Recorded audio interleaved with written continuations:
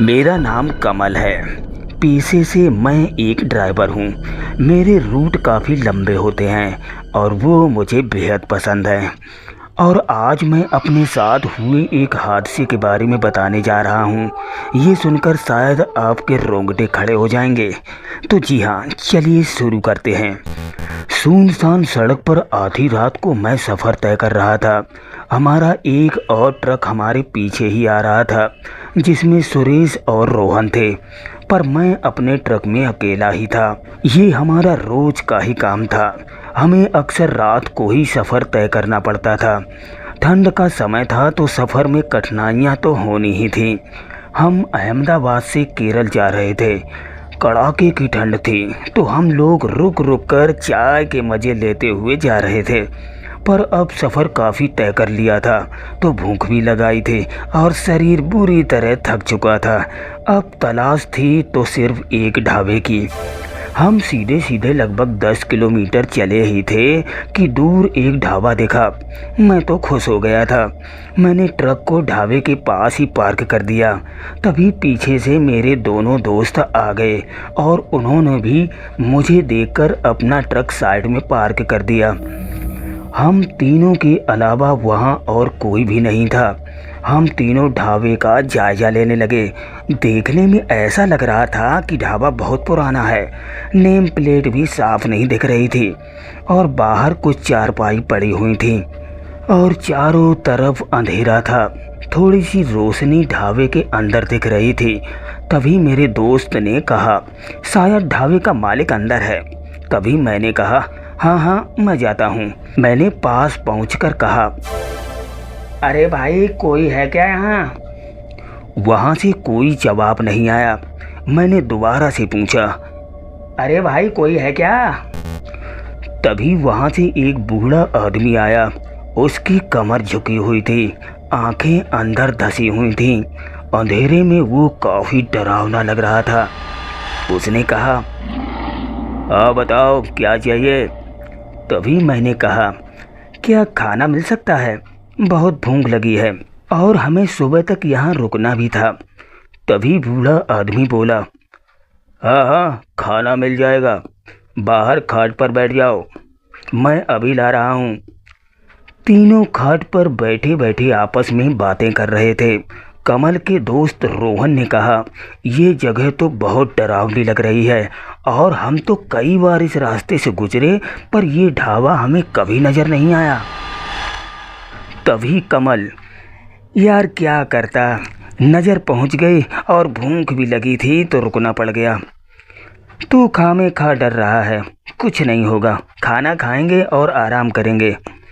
हम लोग आपस में बात कर ही रहे थे कि बूढ़ा व्यक्ति प्लेट लेकर आ गया।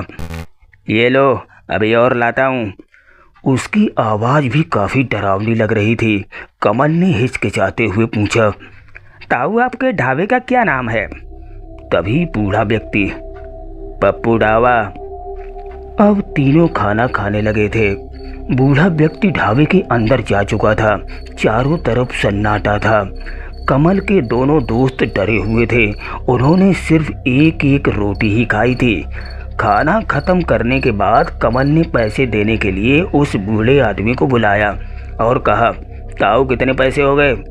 उसने कहा, अभी आराम करो, सुबह पैसे दे देना।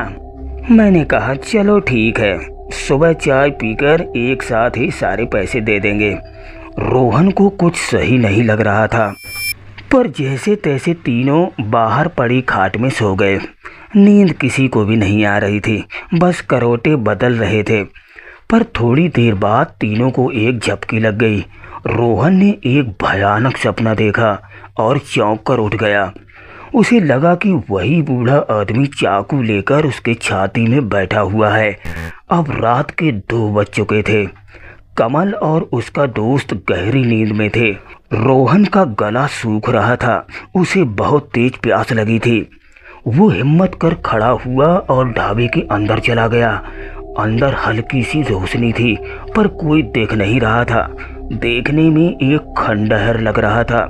रोहन नज़ारा देख तुरंत वहां से पीछे भाग गया और ट्रक के पास पहुंच गया। और हड़बड़ाते हुए ट्रक के अंदर घुस गया। फिर उसने ट्रक में रखा हुआ पानी पिया। अब उसे जान में जान आई, पर उसको बाहर आने की हिम्मत नहीं हो रही थी। लगभग 20 मिनट बाद कमल की नींद खुली। उसने देखा कि रोहन वहां नहीं है। अब कमल ने अपने दूसरे साथी को जगाते हुए पूछा, अरे रोहन कहाँ गया? मुझे पता नहीं, कमल ने धीमी आवाज में बुलाया। रोहन, ओ रोहन, कहाँ है तू? तभी रोहन ट्रक से नीचे उतरकर हड़बड़ाते हुए उसके पास आ गया और डरते हुए कहा, मुझे बहुत डर लग रहा है, चलो ट्रक के अंदर ही सो जाते हैं। अब तीनों ट्रक के अंदर लेट गए थे। चारों तरफ घना अंधेरा और सन्नाटा छाया हुआ था। तभी थोड़ी देर बाद किसी के रोने की आवाज़ आने लगी। आवाज़ इतनी भयानक थी कि तीनों डर से कांप रहे थे। थोड़ी देर बाद आवाज़ आनी बंद हो गई। अब किसी की भी बाहर जाने की हिम्मत नहीं हो रही थी। तभी कमल ने कहा, शांत रहो और पानी पियो और सो जाओ, बाहर जाना खतरे से खाली नहीं होगा। अब तीनों लेट गए और लगभग आधे घंटे बाद तीनों सो गए। अब सुबह हो चुकी थी। कमल ने रोहन को जगाते हुए कहा, अरे उठ जाओ, सुबह के 6 बज गए। असली हकीकत तो अब पता चलने वाली थी। तीनों ट्रक से बाहर आ चुके थे। जैसे ही तीनों ने बाहर नज़र घुमाई, तीनों के पैरों तले जमीन खिसक गई थी। सड़क के दोनों तरफ लंबे लंबे पेड़ थे और उस ढाबे का नामो निशान तक नहीं था। दूर दूर तक पेड़ों के अलावा उन्हें कुछ भी दिखाई नहीं दे रहा था। तभी पीछे से एक ट्रक आया। कमल ने हाथ देकर उसे रोक लिया और पूछा, भाई यहाँ पास में कोई पप्पू ढाबा है क्या? ट्रक ड्राइवर लोकल का ही था। तो ट्रक ड्राइवर ने कहा, नहीं भाई, यहाँ कोई ढाबा नहीं है, 20 किलोमीटर के अंदर तक कोई भी ढाबा नहीं है। तीनों ये सुनकर दंग रह गए। बस इतनी सी थी ये आज की कहानी। कहानी पसंद आई हो तो प्लीज़ वीडियो को लाइक कर हमारे चैनल को भी सब्सक्राइब कर लें, जिससे मुझे कहानी बनाने में हौसला मिल सके। जय हिंद दोस्तों।